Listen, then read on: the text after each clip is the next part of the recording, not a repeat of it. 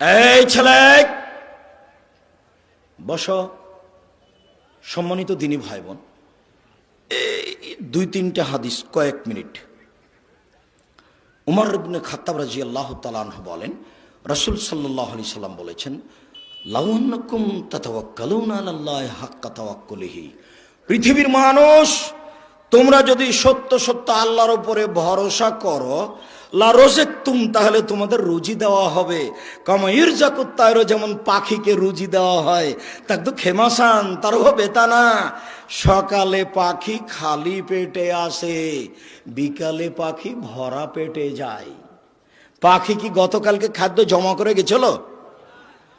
তা আজকে সকালে খালি পেটে আসেনি, এখন বিকালে কিভাবে যাচ্ছে?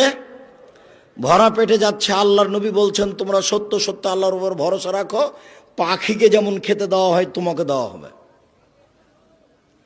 আবু হুরায়রা রাদিয়াল্লাহু তাআলা আনহু বলেন, নবী করিম সাল্লাল্লাহু আলাইহি সাল্লাম বলেছেন, আমার উম্মতের ৭০,০০০ মানুষ হিসাব ছাড়াই জান্নাতে যাবে। তিনটি গুণ আছে যাদের। এক, লায়াস্তারকুনা, যারা ঝাড়ফুঁক করে না। দুই, ওয়ালা ইয়াতাতায়্যারুনা, যারা অশুভ ফল গ্রহণ করে না। কার যে মুখ দেখে আসলাম কাজই হলো না, কোন মহিলার যে মুখ দেখলাম, এর নাম অশুভ ফল গ্রহণ করা। তিন, ওয়ালা রাব্বিহিম ইয়াতাওয়াক্কালুনা, যারা আল্লাহর উপরে ভরসা করে তারা বিনা হিসাবে জান্নাতে যাবে, কোনো হিসাব নিকাশ নাই।